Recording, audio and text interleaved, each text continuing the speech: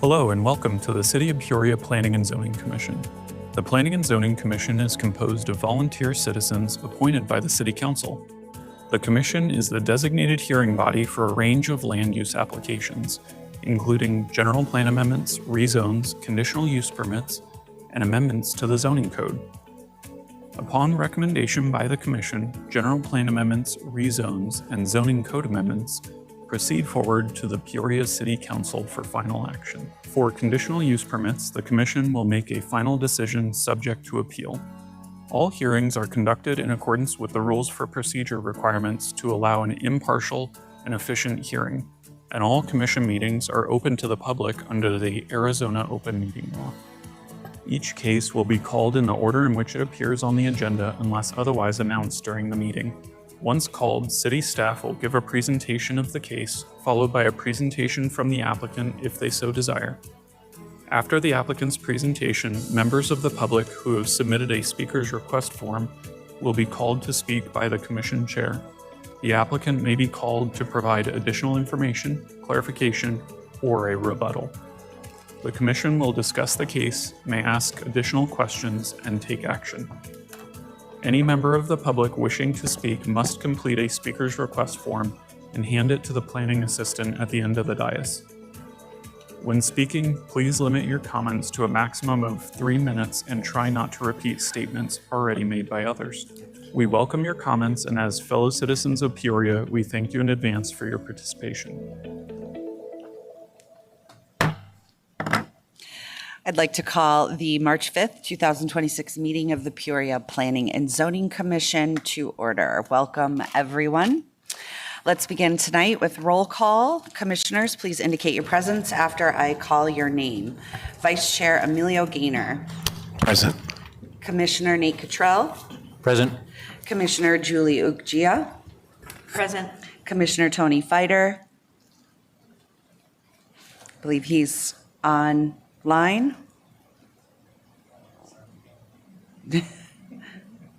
Commissioner Fighter. Commissioner Sean Hutchinson. Present. And Commissioner Joyce Finn Waitman Powell. Present. Thank you, Commissioners. I do want to take a moment to welcome back Commissioner Sean Hutchinson. You're welcome. For those of you who don't know, he served with us previous to this and he can't get enough, and we are excited to have him back. He's a wonderful asset to the city. Thank you for your service. This is the final call for speaker request forms. If you would like to address the commission tonight, please fill out a speaker request form. We have them available at the entrance, and then turn them in up here once you've filled them out. First item on the agenda is the consent agenda. All items on the consent agenda are considered routine in nature and will be enacted in one motion. 1C, the first item is disposition of absence. To approve and excuse the absence of me, Chair Leila Villaseñor, from the February 19th, 2026 meeting, and item 2C, minutes from the February 19th, 2026 meeting. Do I have a motion for the consent? I'll make a motion to approve the consent items as presented. Second. Commissioner Cottrell made a motion. Oh, Tony, Commissioner Fighter, is that you? I'll second as well. Okay. We're going to have Fighter as seconding. Is that okay, Mr. Gaynor? Commissioner Cottrell made a motion, my seconded by Commissioner Fighter. Commissioners, please vote. I vote yes. Thank you, Commissioner Fighter. And the item passes. We're now moving on to new business. Item 3R, the rezone of the Peoria Innovation Corps. Staff, please present. Madam Chair, members of the Commission, it's my pleasure to present item 3R for your consideration. This is the entitlement for the area in North Peoria that we call the Peoria Innovation Corps, or you'll hear me refer to it as the PIC in the presentation. As you know, we've had a number of study sessions on this item, and tonight I'll try not to be too repetitive, but rather build on the information that we've had in the past. As you know, this is a seminal project for the city. Not only does it unlock unlimited potential, but it also provides a roadmap for years to come in this strategic area. However, before I begin, I'd like to acknowledge our team. First off, Mark Edelman with the State Land Department. They've been a fantastic partner. About a year and a half ago, the city inked an IGA with the State Land Department. So not only did it acknowledge the strategic value of this area, it also authorized the city to lead the master planning of this area in partnership with the State Land Department. We couldn't do it also without our consultant team, Kimley Horn, led by David Rukowski. Our team, many people within the city, including Lori Deaver on my right, Jack Situ, Brandon Forey, Austin, and our fearless leader and new city manager, Mike Faust. Also wanted to acknowledge our co-applicants, Amcor Technologies and the Roman Catholic Diocese of Peoria. So the case tonight, again, the PIC, it's identified in brown on the screen. It's approximately 7,341 acres, or 11 and a half square miles. To put that in relative terms, that's slightly larger than Vistancia. So it's equivalent in size to Vistancia. So the purpose tonight is to replace the existing zoning that's in place with a brand new entitlement, a cohesive entitlement or master plan for the entire area. And the structure that we're using is what we'll call a flexible zoning bank. And I'll talk more about how we use a zoning bank. It's not altogether dissimilar from other flexible zoning structures that are present in places like Vistancia or Saddleback Heights.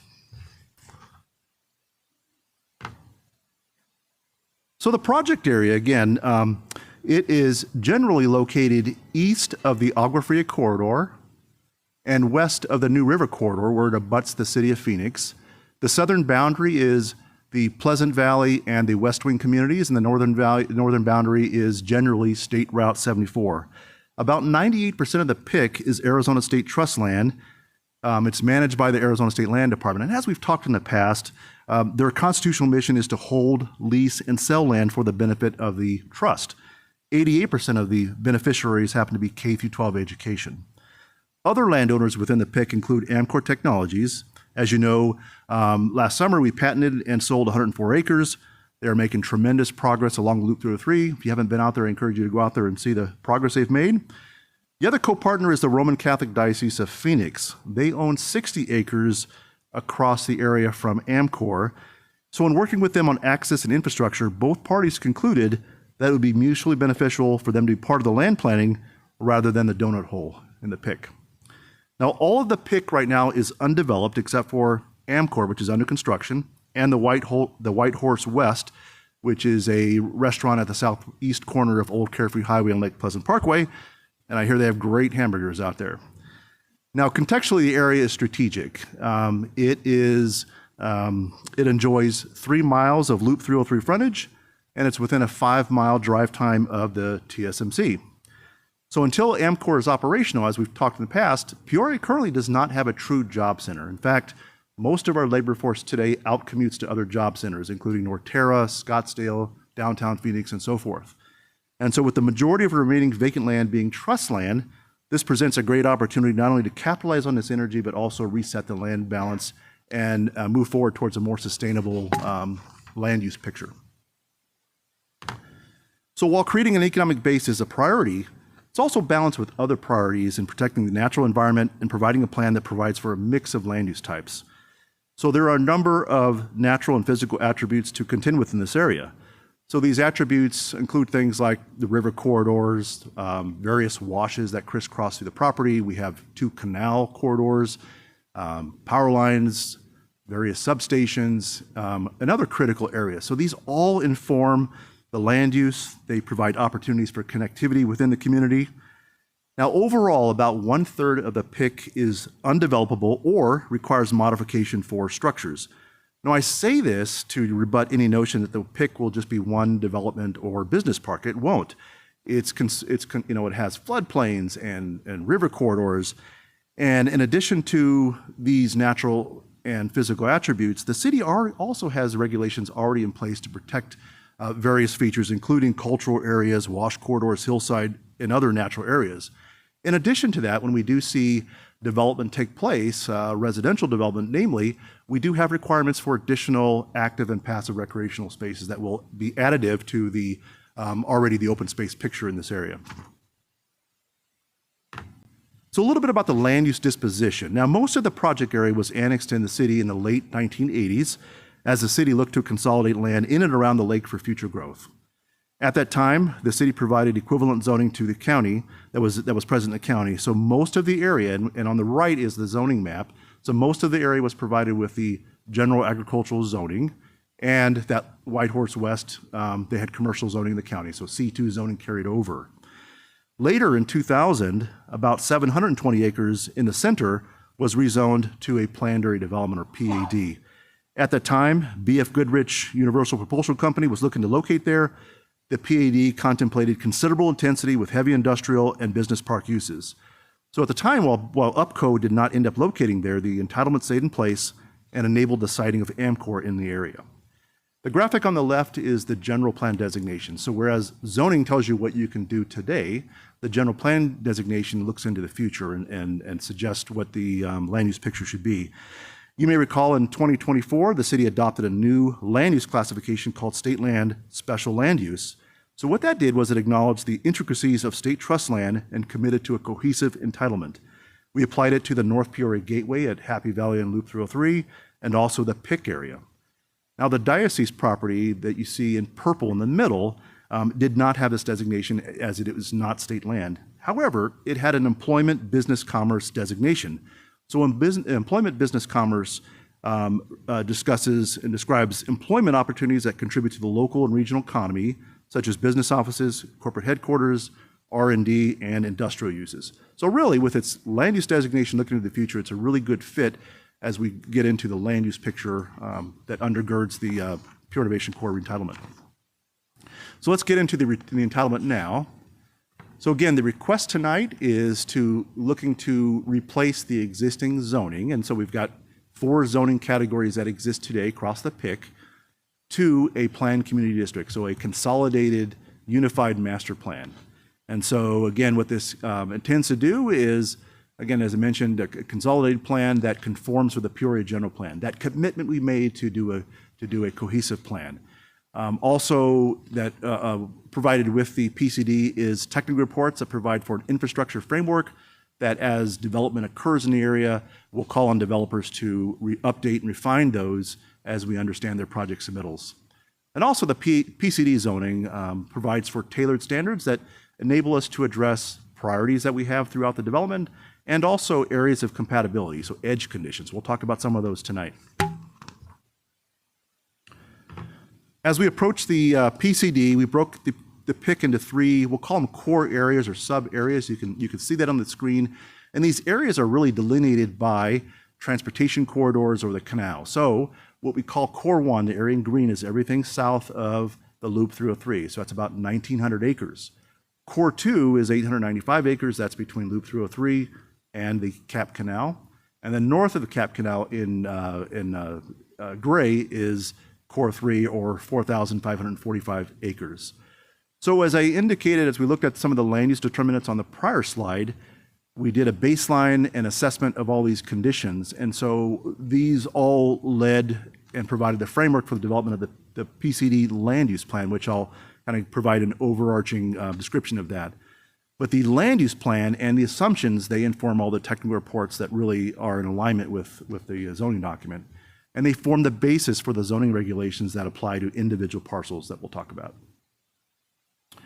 So the idea of a zoning bank. So what is that? That provides for flexible land use assignments with stated restrictions. So as I indicated, 98% of the land is state land within this area. It fulfills their mission because rather than being tied to one land use classification, it enables some flexibility because again, an area of this size is going to build out likely over decades, right? And market conditions change. But what this does is it enables parcels to be market responsive. And so they have options to consider when development is ripe in the area. So the way it works is that each parcel has a land use assignment. And we'll go through each of the core areas, but you can see the map on the right. There are a menu of zoning district options that apply to each land use type. And the zoning districts are City of Peoria zoning districts, so they're in our zoning code. We also have some tailored development standards as part of the PCD document. So what will happen is once an area is auctioned or sold, the developer will come in and say they'll have a development plan for a parcel. They will select the base zoning, so one of those options at the time of site plan or preliminary plat, and that will solidify the zoning for that parcel going forward. They also, as indicated, are required to update or refine the master plans that are in place. Now, overall, the allocation of the PCD has allocation of 11,000 residential units. So overall, this is about 1.5 dwelling units per acre. So just to put that in perspective, that's actually a lower density than what's out at Vistancia. Vistancia, again, equivalent size, 12,000 units, and they have a density of 1.7. So they're slightly higher density than this. If you look at other communities as well, Saddleback Heights, 1.5 units per acre, so same. Lake Pleasant Heights, 2.01 units per acre, so they're higher than this. So this is in line with those other master plans that we have done. So just quickly going through the three core areas, I just wanted to provide just an overarching description of the character. So Core 1, again, the area south of the 303, there are a number of constraints, including sensitive areas, slope conditions, and some access constraints in some areas. Now, what you can see on the screen, there happens to be a application in with the State Land Department from a national home builder for the southern 810 acres there.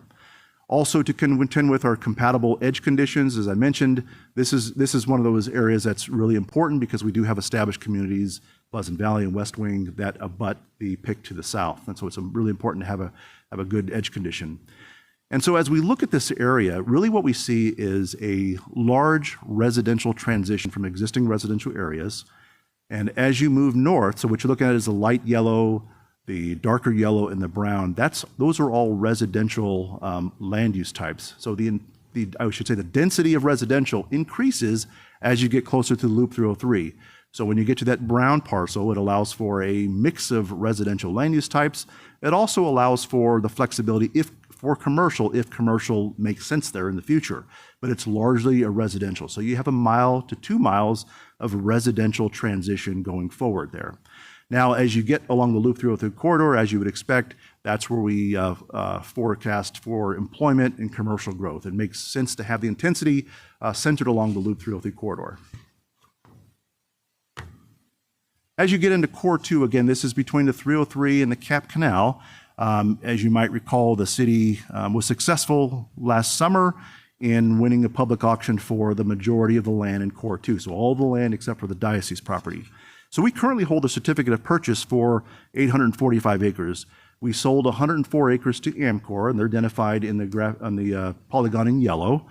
So we're in the process of patenting or subdividing the remainder of the certificated land.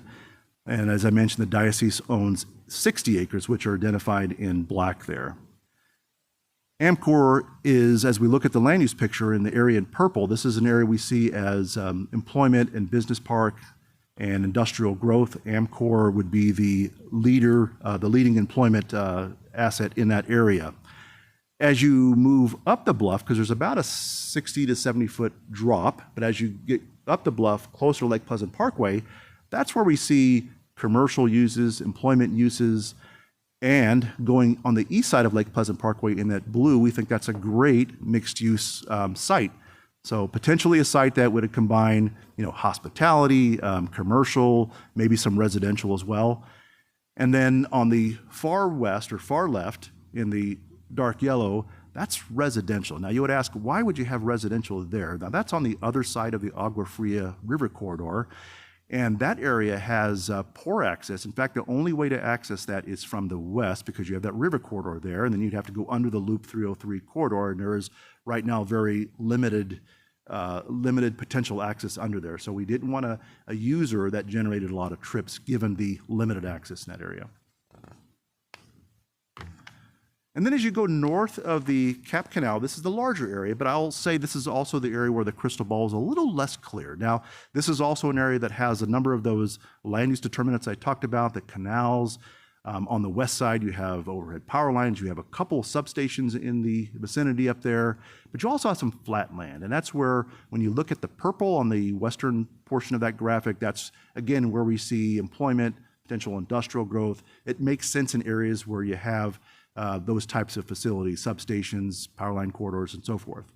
As you go to the east, and in that area, I'll call it the teal color, at State Route 74 and the Carefree Highway, the former location of the glider school, we think that's an excellent opportunity for a master plan community. So that whole area, we would look at it to be come in as one unit and planned as one piece, potentially for varying types of residential, some neighborhood commercial perhaps, some public facilities, but we think that's a great spot for a future master plan community. And then when you look down the southern corridor, namely Lake Pleasant Parkway, that's where you have quite a bit of flexibility. We're looking for some mixed use types. And again, if we're going to have the main focus of intensity along Loop 3 of the corridor, what we don't want to have is cannibalization of those areas. So those are opportunities for commercial, they could be residential development that occurs along that corridor, but we see that it really is supporting and transitional to the 303 corridor. Now, as we approach the entitlement, one of the early objectives was to prioritize employment and business development. And so we did not want to repeat mistakes of the past, namely where the most valuable freeway frontage was consumed with residential development. I mean, I think we have attributes of that along the Loop 101, and we're looking not to repeat those mistakes. So we introduced a couple of measures. So around Amcor, again, Amcor is in the middle there, and in purple, there's a yellow box around there. So with our main economic engine being Amcor, it was important to have compatible uses, and so we provided for a buffer of no residential around that facility. So everything within that yellow, you could not have any residential land use. Additionally, on the south side of the Loop 303, several parcels have residential restrictions. So hopefully you can make out that blue dotted line. So those were all parcels that we saw with some priority, and we didn't want to have possibilities of residential consuming that land. So those have a restriction for no residential. They're for employment and commercial growth. Additionally, I'd like to talk about a new concept of the Loop 303 height overlay. So the team felt it was important to augment the market flexibility and potential of prime sites along the Loop 303 corridor. So whereas the PCD, the zoning document, provides for height requirements throughout the project area, certain parcels have elevated standards which supersede the standards found in other parcels. So this is where you would expect the intensity. So the overlay provides for a scale that is not out of line of what is in place for other areas, such as the Loop 101 in Scottsdale. I've pointed to that as an example of similar heights, but as you look at this graphic here, you can see heights along the 303 on the southern side at 72 feet. As you go on the north side, 72, and then the Amcor site, 135 and 90. So again, you've got rising intensity, but it's not out of line of what you see in other similarly sited areas in the valley. Also want to talk about some use and parcel-specific standards. So the PCD generally points to existing zoning districts, as I mentioned. So I want to talk about data centers. That's a hot topic these days, right? So with data centers, we have admittedly an outdated standard in our zoning code. Okay, it hasn't changed in years, but currently they are permitted by right in most commercial, business park, and industrial districts, really without restriction. So we believe this is out of alignment with current economic development and community priorities, whereas these facilities generate few jobs, they're heavily land consumptive, and they also have outsized implications on power and water demands. I can tell you that data centers is certainly a candidate for a code update in the near term. We're currently looking at this, and this will be likely brought to you in the near future. But it was in the city's interest to not leave it in an unrestricted position. So the way we've structured the language in the code is that it may be considered on parcels allowing the I-1 subject to a special use overlay. So I-1 are those purple areas, right, on the western side. That's where it potentially could be sited. Now, what is a special use overlay? That is a process that requires a potential user to file an application. They would have to go to the council, and the city council, the commission and city council, have full discretion on whether they want to accept or not accept the land use there, okay? And in that, we also have some minimum requirements. We're going to require a closed loop or no water use technology. Again, they're heavy water users. Also, we're going to require a minimum 500-foot separation from residential districts. So if they decide to come in, those are minimum requirements. As they go through the process, we could certainly choose to place additional requirements or choose to accept or not accept them. Now, with battery energy storage systems, that's another use that we're seeing a lot of more attention on. And so we have one right now, you might recall, maybe it was 2 years ago, it might have come forward, but the Beehive facility on the old Carefree Highway, it's identified in yellow. It's not within the PIC area, but that facility is under construction right now. But typically these locate in proximity to a substation. So In the proximity of the PIC, we have two substations, right? We have the Raceway substation, which is where the along Old Carefree Highway, and then we have the Morgan substation in the PIC. And that's, if we're going to have a BEST facility, that's likely where they'll be. And so in this regard, we would permit them in those limited circumstances, but they would be subject to 600-foot separation from any residential districts. And in addition to that, we have had some experience with one of these applications. There are a number of other requirements, fire-related requirements that at a minimum would be applied to any BEST facility that comes in. They have to comply with national fire protection measures, hazard mitigation plans, and so forth. I want to talk briefly about the diocese property. So again, this is 60 acres within the Core 2 area. So the designation that applies here, if you recall, I had mentioned that the general plan designation called for light industrial and business park. So this also allows an option for a range of commercial, business park, and light industrial options. So it would be consistent and in conformance with its general plan designation. But also it preserves the existing, an existing option for the diocese if they choose to locate a religious campus or related facilities on this property as a matter of right. So it retains their existing right, but it also gives them options if they decide to go in a different direction in line with the general plan designation. This parcel, as I mentioned, is also within the Loop 303 height overlay. And then with the Amcor property, 104 acres identified in yellow here. In the PCD, this preserves the existing entitlement that was established with the State Land 720 PAD, the PAD that was adopted back in 2000 and amended thereafter. But all those standards were built into the PCD, and the intent would be to preserve or augment those standards that were in place. This is also within that Loop 303 height overlay. Now I want to pivot to edge conditions. This was also a very important topic for us, and the intent was in the land planning we did, we wanted to make sure we had a reasonable edge condition adjacent to existing communities. So as I mentioned earlier, residential land uses, we see a transition for 1 to 2 miles. So really, as you get closer to the 303, that's when you see really a transition to more employment uses. So we see a good residential buffer. And so particularly those parcels that abut Pleasant Valley and West Wing, it was very important to make sure we had a great buffer that that mimicked the existing conditions or were better. And so parcels that bordered Pleasant Valley have that that attention in mind. So for those parcels, we only permit detached single-family residential. Those are the only land use types that are allowed there. They also have a larger requirement for lot width and lot depth. So larger lots are required on those parcels as well. We also requiring a 30-foot buffer condition along the southern and eastern boundary. So at where it butts Pleasant Valley and West Wing, that 30-foot buffer has to be implemented when a development plan comes in. And so in a minute, I'll show you a graphic, but when you look at, when you consider on some edges where there is a 30-foot buffer on the other side, and you consider 15-foot rear setbacks, you effectively have 90 feet of separation between between existing and potential structures. So just looking at the graphic here, if I can just draw your attention to the upper left-hand corner, this is a really busy slide, I apologize, but the box in gray, okay? So the existing zoning, again, is general agricultural. What does that provide for? Well, that allows a 30-foot maximum height. So in that, you can do 1 and 2 story homes. You can do that today. And there is no buffer requirement. So if somebody built according to ag today, they would, that's what we would have to permit. Now, what is the PCD calling for those 3 parcels? We're calling for, again, only detached single family. We're requiring a 30-foot buffer along the southern and eastern boundary, and we're preserving that 30-foot max height, which could be 1 or 2 story. Now, why? Why is that? So we look at other adjacent entitlements as we look through this condition. So if you look on the lower left-hand corner, Pleasant Valley Unit 3, you can kind of make out an aerial photo there. They have no buffer. So many of those lots are right on that boundary condition. And if you look at the zoning for that, they allow both 1 and 2 story. And in actuality, homes are 1 and 2 story. If you go over to the right here, where you have West Wing Pradera, so the area got a little blue box around it, they do have a 30-foot drainage corridor. So they do have an existing separation in that space there.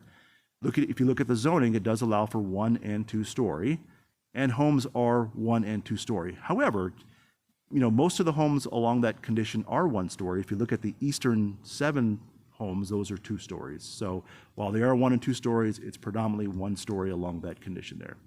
And then if you look at the eastern portion there, West Wing Alvamar, there is no buffer. So you don't have that many lots because they're larger lots, but they are sited on the boundary line.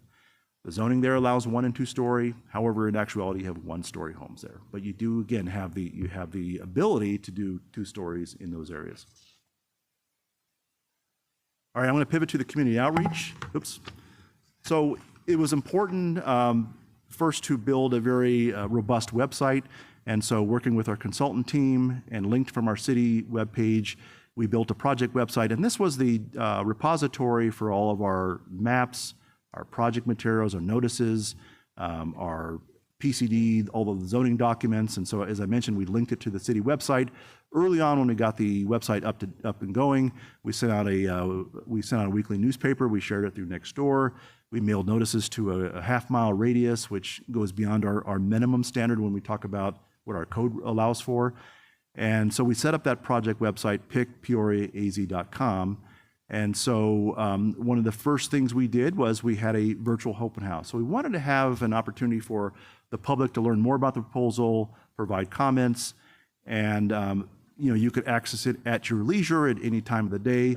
And so we've had over 3,400 visitors to the website. We have received 4 calls, and we've received various web inquiries. And so some of the comments, if you were to put them into themes, some of the comments were, some wanted the whole area to remain open space. Some had questions or concerns about edge conditions near state land, the edge conditions we talked about. And then others had questions about the process and the planning that was there. We also, as required in city code, we held a community open house, and this occurred on January 29th at the Copper Hills Church. We mailed notices to all property owners within a quarter-mile radius, all registered HOAs within a mile.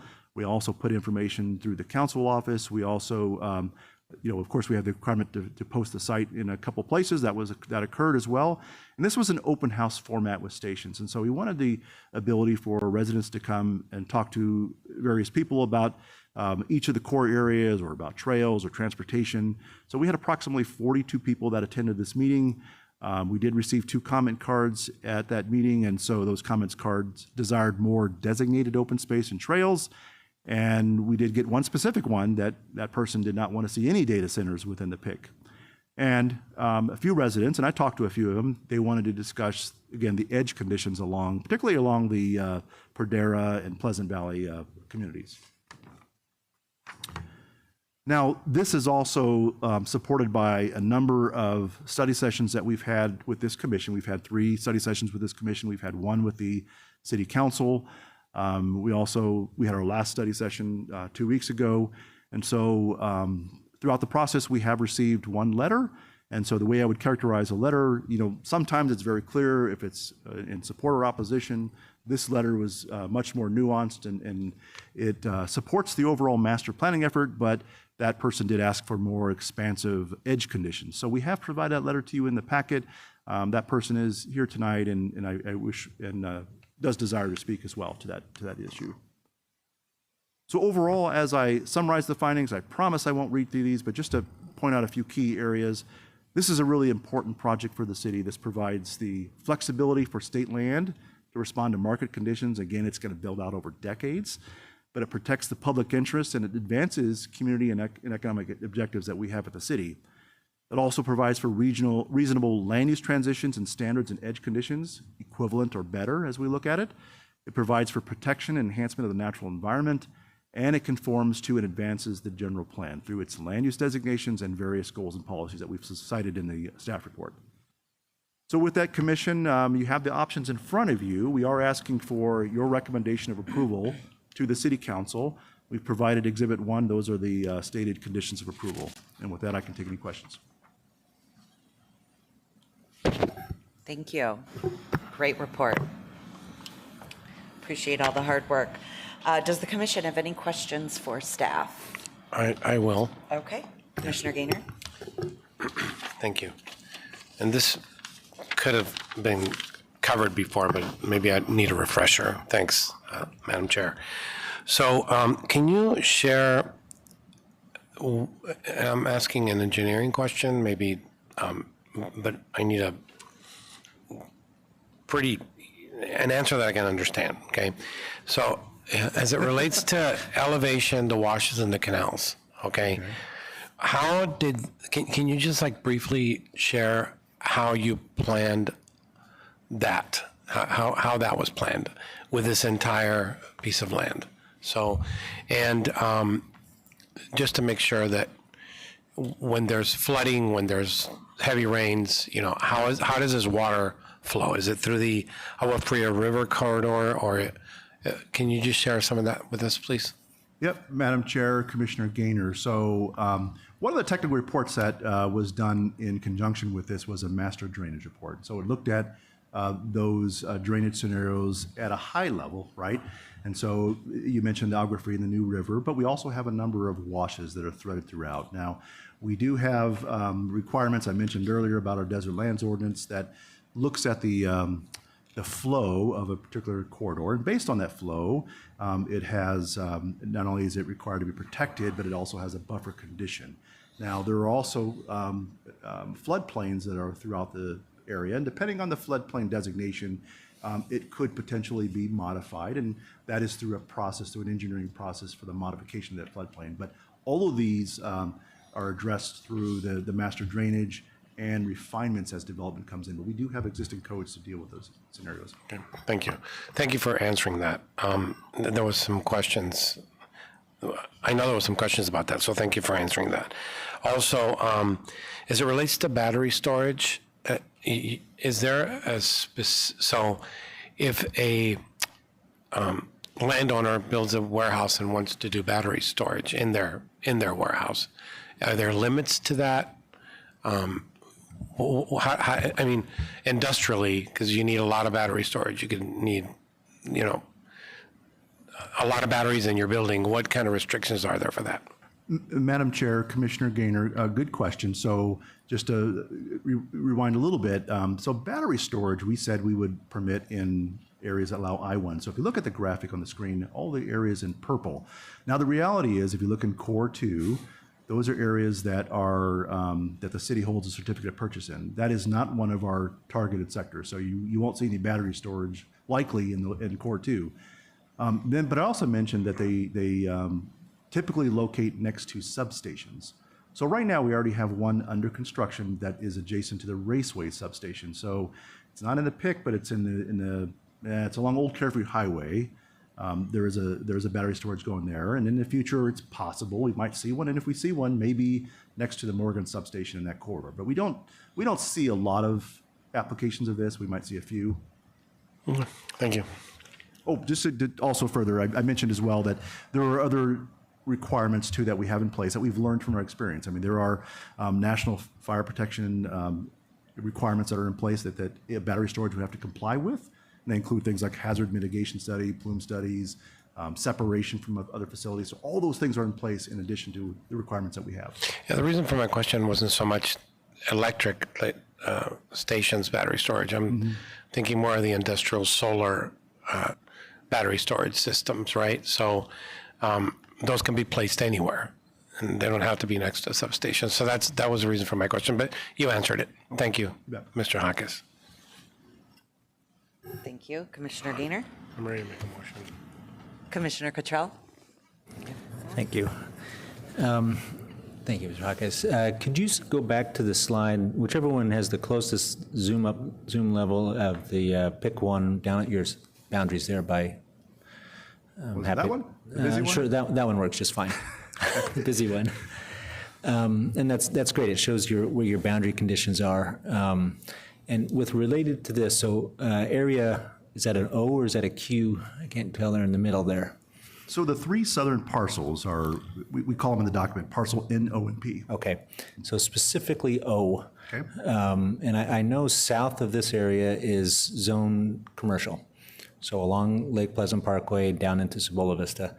When you described your flexibility, your zoning bank, where there could be units that were transferred and you kind of move from one place to another, is there a potential where that applicant that you already identified that's applying for that whole thing could slide something from the northern areas down specifically to O, because it seems like O might be prime for commercial, or they might want commercial in there. And I'm trying to get, is that possible, or is O designated purely for low density? Madam Chair, Commissioner Cottrell, the answer to that question is no. These three parcels are slotted for only detached single family, and so they could only have that land use type there. Each core area has a allocation of units. However, if there's unused units towards its development, they can be transferred to other core areas. But those parcels specifically are only detached single family. I see. So if what's the unit density there? 1.5 for that light? I don't, at the top of my head, I don't know what the size of that parcel O. It's Okay, but if they're at a certain density, and let's say by right he could have 200 units, but he's only going to put 150, he could take the extra 50 and slide it up to P or N if he wanted to, if it was the same developer, basically. So Madam Chair, Commissioner Cottrell, the reality is though there is minimum lot size and lot dimensional requirements that come into play. We have drainage requirements. There are also a number of some of those restrictions in the area, that, natural restrictions that are going to make the full development potential of that tough. There are plenty there. Yeah. Correct, yeah. Okay. And then one more quick question. You discussed the applicant for this pick one.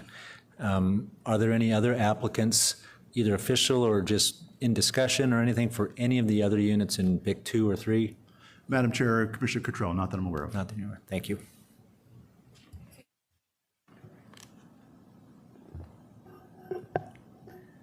No questions there?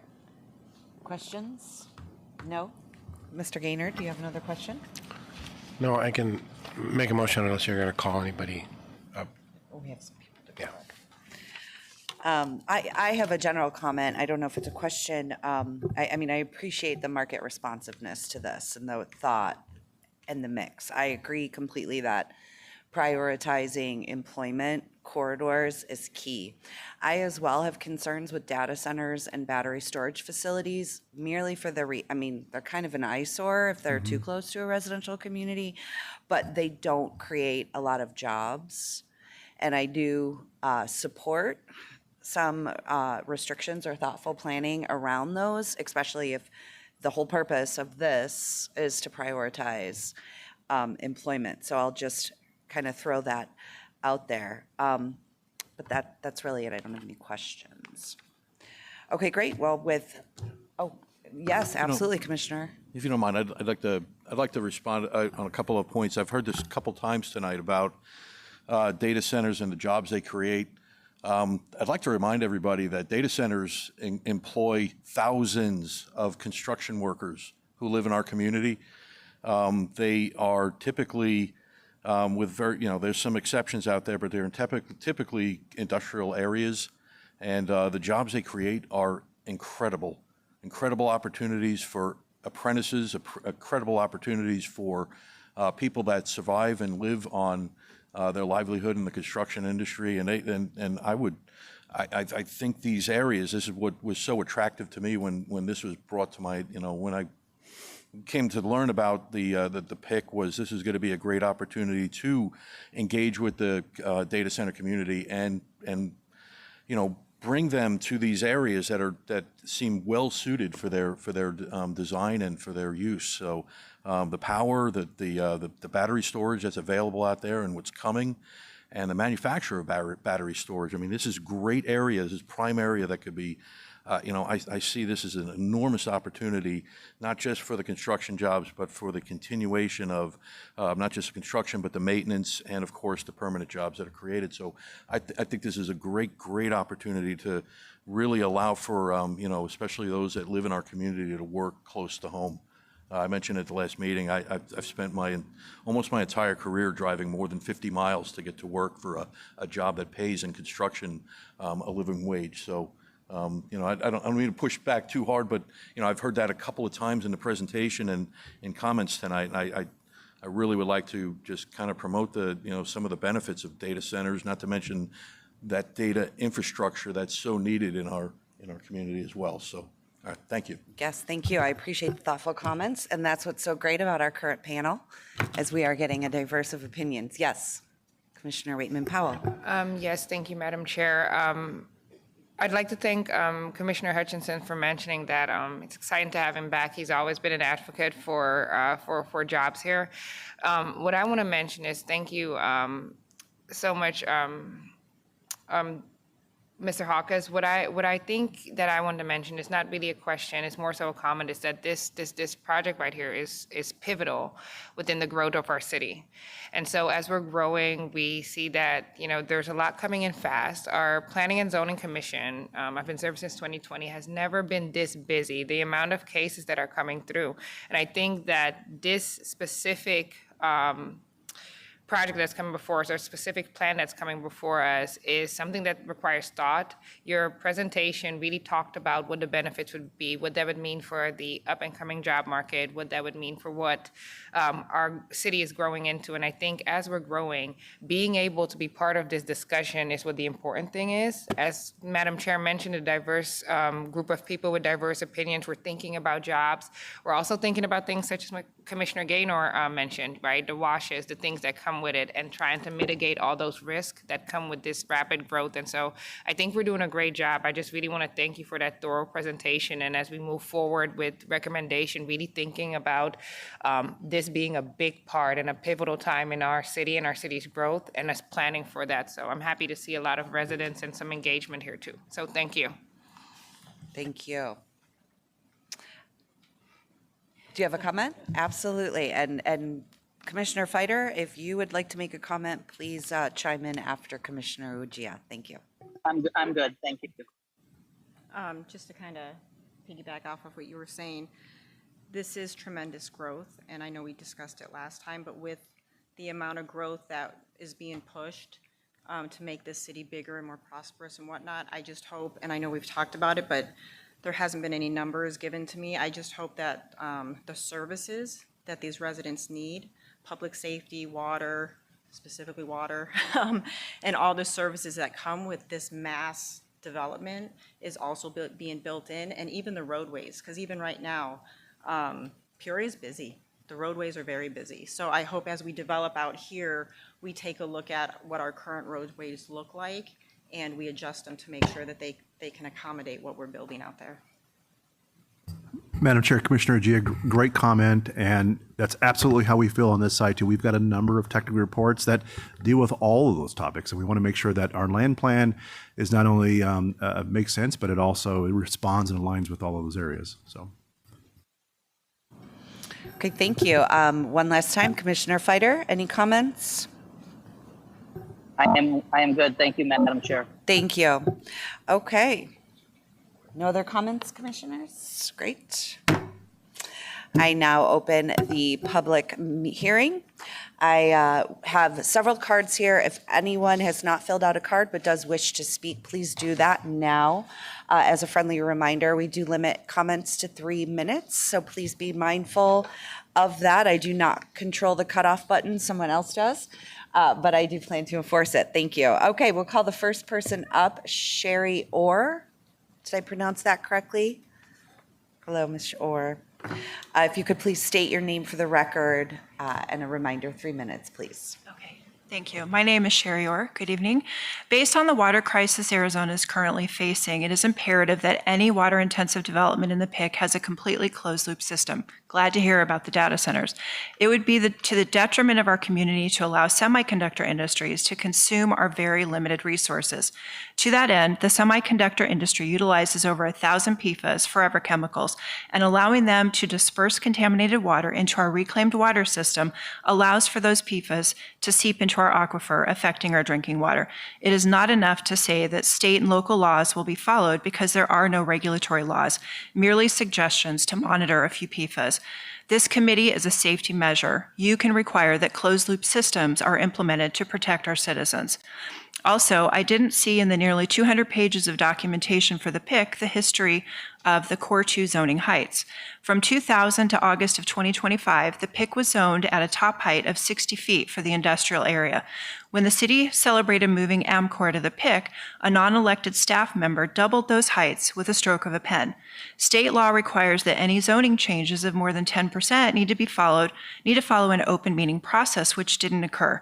Those changes weren't even mentioned to the public during that city council meeting, nor were they made public on the city's website until 40 days later. The public should be made aware of what was originally zoned, 48 feet and 60 feet max, then changed last August to 90 and 120 feet. And now looking at Exhibit 6, page 15, I can see that there are 13 areas that have different zoning numbers on them. Included in that is Amcor is now allowed to build up to 135 feet. That's 13 stories. Nothing in Peoria is at that height. A heavy industrial factory will now be our view instead of the Bradshaw Mountains.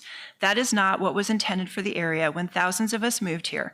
For the past several decades, we all moved here with an understanding that buildings would be no higher than 6 stories. Finally, regarding the communication to the public about the PIC, I live in West Wing, and we did not receive notification of the PIC promotional meeting at Copper Hills. When I asked our HOA manager why, I was told it was because the city only notified them 24 hours before, which was not enough time for them to notify residents. I asked at that meeting, because I did see it on Facebook, what zoning changes we could expect that would happen here tonight.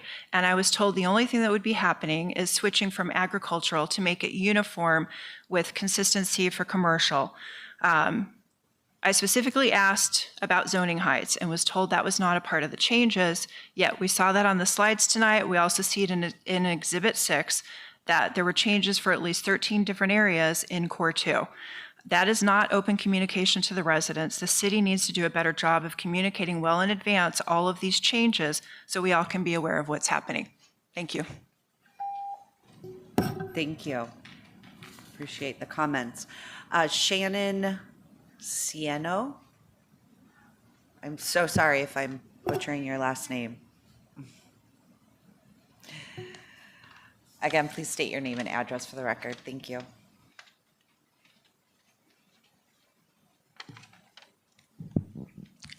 My name is Shannon Simo, and I live in Sonoran Mountain Ranch. On August 28, 2025, a City of Peoria staff member approved a significant increase in zoning intensity for the PIC parcel. The approval included increases to the gross leasable area and building height that exceeded 10%. Under Arizona Revised Statute 9462.04 and Peoria City Code 21-606C2B, zoning changes of this magnitude require a public hearing. However, no public hearing was noticed, placed on an agenda, or held. This is also showing that there was no public hearing. Because a public hearing is legally required, the city was also required to follow Arizona open meeting laws, ARS 38-431. By approving these changes without holding a public meeting, the city effectively conducted public business outside of a properly noticed and open meeting. The absence of the meeting does not eliminate the violation. In fact, failing to hold the required meeting is the violation. The violation prevented the public from observing and participating in the decision-making process, which is exactly what the open meeting law is designed to protect. The city also failed to comply with ARS 38-431, which requires advance notice, a public agenda, and access for the public when the government bodies consider official actions. Because none of these steps occurred, the public was denied its legal right to be informed and involved in a significant zoning decision. There is no provision in ARS or Peoria City Code that allows a zoning administrator to approve zoning increases more than 10% without a public hearing. Any approval made without the required public process bypasses the transparency requirements of open meeting law. For that reason, any future zoning decisions related to building height should reflect the original zoning limits established in 2000, which set a maximum height of 60 feet. Thank you. Thank you very much. Next, Robert Kaffes. Please state your name and address for the record. Thank you, Madam Chair, members of the commission. Appreciate it. For the record, my name is Robert Kufuss, Kuhfuss, and I'm here with my wife. And we live actually in the Peoria subdivision that, I'm sorry? Oh, I'm sorry, Rob. I think he's going to bring up your PowerPoint. All right. Yep, so sorry about that. And so we live at the in the Peoria subdivision, as was previously mentioned.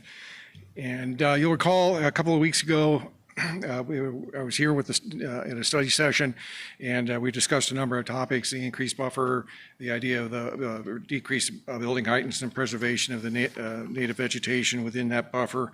And then just to kind of draw your circle back, if you look at the yellow arrow there, that's where my wife and I live, and so you can see that in proximity to parcel P. Then this would be reflective of the landscape buffer as currently proposed through the PCD. And then looking here, you've seen a version of this slide before, and I'll note that you see the yellow area there, that is my house. There's a subdivision to the east. It's kind of hard to see West Wing Mountain Parcel 29. Though that cluster of lots right there, those are all two-story. But that northern run on Peoria is entirely single-story, except for 3 that are on the extreme west end, over close to Lake Pleasant Parkway. And then I'll also notice there's a green arrow there. That is just to give you an idea. This is the photograph roughly where I was standing. It's a little hard to get that perspective in there, but that left line represents that 30-foot buffer. So we would advocate and have been advocating that the buffer increase to 60 feet. That amounts to about a 1.25 acre increase in the amount of open space there. When you consider that the PCD would allow 2.5 dwelling units per acre on that property, you're looking at 2.5 to 6.3 dwelling units in an area that would allow for 3,500 dwelling units overall. And then when you look at the land mass, frankly, at 0.07% of the total land mass of Core 1, it's almost a rounding error at that point. So we kind of feel like it's not a huge impact, but you have these images similar to this in your packet. I cleaned them up here for discussion purposes, but I won't belabor that. Just note that we do have a tendency now for more of a contemporary architecture, and we could very easily wind up with this kind of a configuration here, as opposed to the image that I showed you before, which would be more natural in character, and this is what we want to try to avoid. So some ways to accomplish that would be to... Please wrap it up. Yeah, thank you. So some ways would be a 20-foot height restriction, increase the landscape buffer, or both. And then I would like to talk a little bit about the vegetation and the topography if we have time, but in the interest of brevity, I'll skip it. And then I did write a proposed stipulation. Every jurisdiction has a different way of doing it, but this might be one way to do it. This require a revision at some point later on. Now, keep in mind, 60 foot, 20 foot, 180 feet. You know, I'm not locked into those numbers, so I would like to, emphasize that I'm flexible. It's more the concept of what I'm trying to accomplish that I want to get across. And so we just believe that these are minimal and fair and reasonable. And I thank you for your time. Can I ask you a question on that picture right there? Is that yes. okay? Is that 60 feet or 30 feet? Right here, Yeah. Madam Chair? I really don't know. I don't know. So what are you showing us here then? I want to understand. Thank you, Madam Chair. Thank you for the question. So there's a couple things here. One is, if you can see that the lots kind of stair step up as it's gaining a little bit in elevation. So we have a similar condition on the southeast portion of parcel 1P. So you're going to have these terraced lots that are climbing up the slope. It doesn't rise to the level of hillside by any means, but it does terrace up. And so you have to run the risk of having a 30-foot tall building on top of these terraces. And then the second part is, if you look at this, this is, you know, this is basically crushed rock. That's the extent of the landscaping there. And so when you talk about you know, this versus the other image where it's more of a natural condition, I think anybody would favor a more natural condition than just crushed gravel and so forth. So Thank you. Yeah, thank you. Thank you for your time. Thank you. Just for the record, too, we did provide the commission with Mr. Kufis' PowerPoint. Thank you. Last speaker card that I have is Mr. Paul Gilbert. Welcome, Paul. Please state your name and address for the record. Thank you. My name is Paul Gilbert. My address is 701 North 44th Street in Phoenix. I've got Andy Jokums, a planner in my office, who is also here and available to answer questions. Why am I here tonight? One, and unequivocally to state we are in full, adamant, enthusiastic support of this plan. It's gone through a lot of work. We've had numerous opportunities to meet with Mike Faust and with Mr. Hawkes and have answered our questions. They've been very patient and accommodating. And this is a gargantuan undertaking. And I think the city has done it professionally and ably. And it's very, excuse me, very much worthy of your support. Having said that, I didn't come just to engage in adulation toward the staff. A couple of points we wanted to make. I represent a company called Virtua. That company owns 2 parcels directly adjacent to Core 1. We have 144 acres known as Peoria Lakes. You may remember that little lake parcel. That's not part of the plan tonight. So we own that. We're a little chagrined we weren't included, but that's okay. But we do want to point out to you that that parcel is 144 acres and is subject of a special plan that's already on the property and it's been there for, well north of 15 years. We are planning to hopefully develop the parcel consistent with that already approved plan.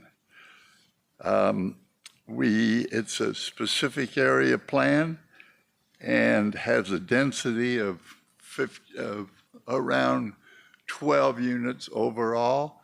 That's at the higher end, but not inconsistent with what you are showing on your plan adjacent to us. So I'm just here putting on the record, we like that plan. You're going to see it again. We're coming back. We think it's compatible with the plan that's been introduced to you this evening. Also, we own a piece of property adjacent to Lake Pleasant Parkway and Dixoletta Drive. On the other end, it's about 12 acres, I believe. We will be coming in very shortly with a zoning case on that parcel. Again, that density that we're proposing, oh, it's hard to say things in 3 minutes, sorry. I'll wrap it up. Sorry. You know, someone that's paid by the word, this is really tough up here with that restriction. But just very quickly, what we're proposing on this parcel at Dixoletta is also compatible, very compatible with what you're proposing next to us. And we are ready to file that plan. And we were requested by the city to hold off planning that and filing it until this process was completed, which we have cheerfully done. One last comment, 96th Street is right along the eastern border of our lake property. We're not happy with the location of that roadway. It's not centrally located. Tonight's not the night to talk about that, nor am I suggesting that. But I would like to call your attention that we do need to take a look at that. It's not centrally located and needs some additional planning, and we're here to tell you we would like to participate in that. Thank you for your time and patience. Happy to answer any questions that you may have. Any questions? Oh, Commissioner Waitman-Powell. Thank you, Madam Chair, Mr. Paul Gilbert. I appreciate just the transparency. I think that, you have a few future plans that you're nudging towards. I think that for myself as a commissioner, just that transparency about future plans and what's to come does help in, a decision-making process. And I just appreciate that transparency as, we move forward with working on this project and giving our recommendations. So I appreciate it. Thank you. Thank you. Thank you very much. Okay, good to see some of you again. Yes, thank you. I believe Mr. Edbull would like to speak. Can we get him a comment card to fill after the fact? Yeah. Ed Bull, 1850 North Central. I want to see if I can say thank you more succinctly but less eloquently than Mr. Gilbert. For 40 years, I've been following him around and trying to follow his fine example. I represent the diocese. We're pleased with the plan. I want to compliment both staff and management on their communications with us and listening and working and resolving, and I think that was a two-way street. We think it's a good plan. We encourage your approval, and being the rookie I am, I will fill out the paperwork after class. Thank you. Request forms? Any other speaker request forms? Okay. If there are no speaker request forms, I will now close the public hearing. Commissioners, do we have comments or questions? Commissioner Cottrell. I would not be doing my job if I didn't have questions. Please. Mr. Hawkes, if you could, some of the speakers there were specifically talking about the heights there at Amcor. And I wonder if you could address that zoning switching from 60 to, how did that work? What's the city's stance on that? Why did the city do it right? Not whatever that. Madam Chair, Commissioner Cottrell, I'm not going to address those allegations. Okay. Okay. What I will talk about is the city always follows all our codes and ordinances. And so what we were talking about tonight is changing the zoning, replacing the existing zoning that is throughout that area to a new entitlement. That's what we're talking about tonight. The Amcor facility came in there. They have a height at 120 feet. This just allows flexibility for their build out of the facility if they choose to do that. Okay. But this would replace all the existing zoning. Thank you. I just want to get that on the record. And one other thing, and I know this is probably not a zoning thing, but maybe we could talk about the PFAS later. I know that might be a building code item for those data centers or the potential industrial buildings. PFAS is not mandated yet, but it is recommended. There's all kinds of reports out there. Is there discussion with the building department to change some of the city codes, building codes? Madam Chair, Commissioner Cottrell, I'm not prepared to talk about the topic. It's certainly not part of the zoning evaluation that we're doing. Okay, understood. Yeah, I just want to get that out there as well. And then lastly, with Mr. Kufus's discussion there on the border, the boundary condition, it's my understanding that on that area P, your recommendation is for a 30-foot buffer on the PIC side and a 1 or 2 story, but limited to 30 feet. Is that correct? Madam Chair, Commissioner Cottrell, we don't, in our code, we don't specify stories, right? Because they can change. What we do specify is maximum building height, and it's 30 feet. And 30 feet is typically 2 stories. You can get under 30 feet. And so our proposal here is to provide, like again, as I said, equivalent or greater condition. I think we've done that here. Now, what you've probably seen in previous zoning cases where you have an actual developer in front of you with a development plan and a time frame and a site plan to react to, they may choose to make additional concessions with some of the owners around here. We don't have that today. We don't know who is ultimately going to build this area or the timing of that. And so we think it's premature to make additional concessions at this time until we understand who the specific builder is going to be, and then have those conversations. And the definition of that 30-foot max height, is that based on natural ground, based on proposed ground later, or? It's based on adjacent grade to the highest point of the building. After construction, so if they build a pad up, it's 30 feet from Correct. pad height? That's right. Not to mention some infill that they bring maybe. Correct. Okay. Thank you. Thank you, Commissioner Cottrell. Commissioner Ujia? It referenced the AMCOR going up to 120, and I might have missed it in the presentation. What was it initially at? Like, what was it initially approved before pushing it to 120? Madam Chair, Commissioner Agia, we approved a site plan for Amcor at 120 feet. So I met the zoning. Thank you. Questions? No questions? I do have concern with the buffer, and if the land does have a steep hill like that, do we know if we're going to have that situation similar to the picture that we saw in that particular area? Madam Chair, I would not say that illustration would represent a condition that you would find here today. That's presupposing a lot configuration that may not occur. That was certainly did not have landscaping, and we have landscaping requirements. We do try to be very careful in consideration with edge treatment conditions. And so knowing that we have sensitivity on those edge conditions, we're going to work with whoever wins the auction with whatever product they're choosing and the layout that they're designing. Once we have something to react to, we know what the neighbors' concerns are. We're going to work through those through mitigation measures. Yeah.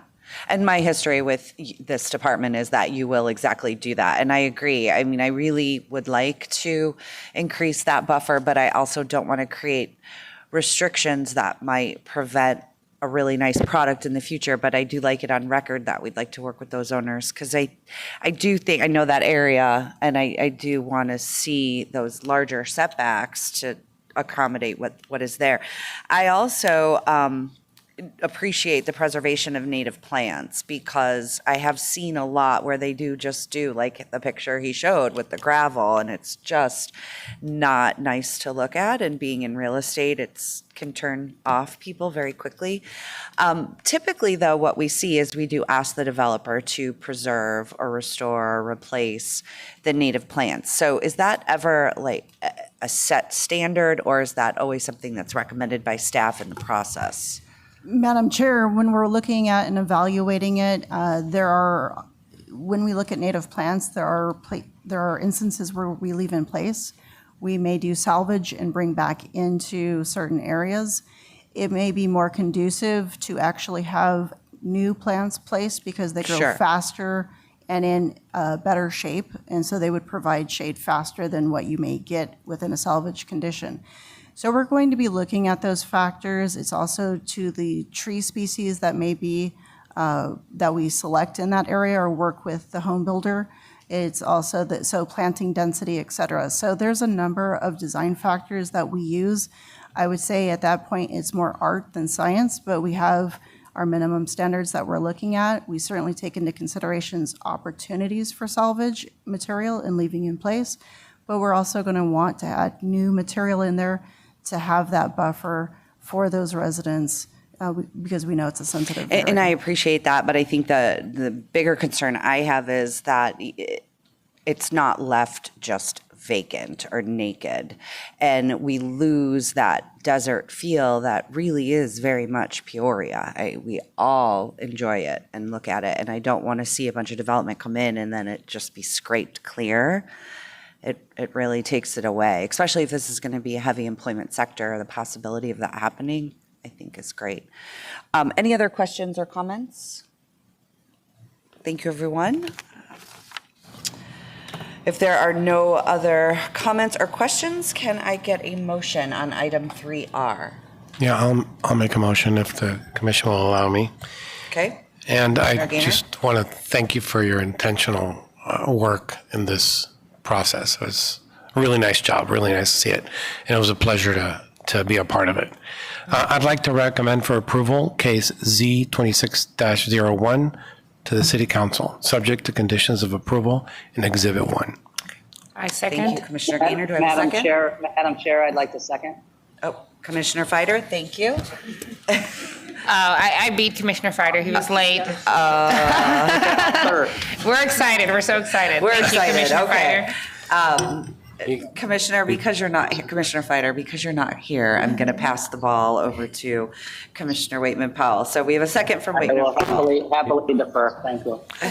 You're Before we welcome. vote, can I make a comment? With that, I Madam will Chair? ask for a vote. Can I make a comment? real Oh, quick? absolutely. We have a comment from Commissioner Cottrell.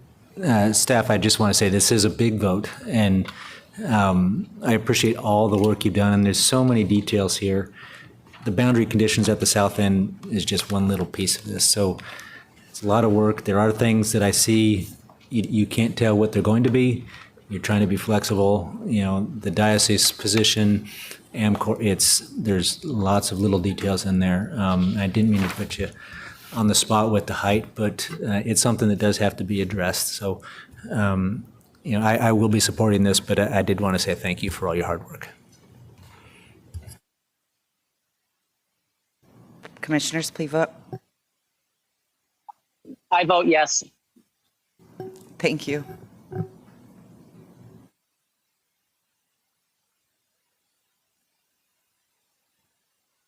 Great, the motion passes. Thank you, commissioners, thank you, staff, thank you, public, for being here and participating in the process.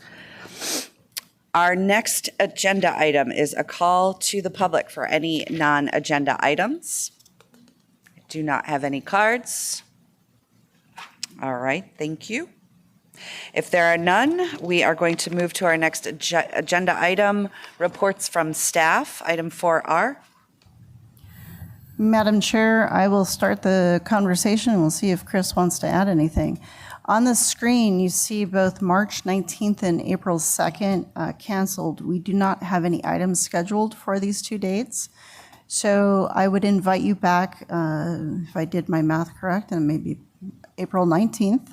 That will be our last meeting at this location. When we enter back into May, we invite you into the new council chambers. We'll work with you for a little bit of setup and demonstration ahead of the commission meeting, but that should be an exciting night on that one. And with that, I have nothing further. April 19th, am I looking at the right year? Seems like that's a Sunday. Like I said, it could, my months were, We're not bringing you on I'm not Sunday. available on Sunday at 6 p.m. April 19th. Do you mean April 23rd? it would be the third Thursday, so I'm guessing it's going to be the Oh. 16th. April 16, yeah. Okay. Yeah. April Apologies. 16th. You don't have to come on Sunday. Okay, thanks. Yeah, I got church. Gotcha. Faith and family only on Sunday for Yes. me, but we'll be there. Thank you. Okay, any other reports from staff? No? All right, moving on to the next item. Do any commissioners have anything to report? No? All right, well, seeing no further business, I call this meeting adjourned. Thank you. Huh? I know, so did Ed Bull.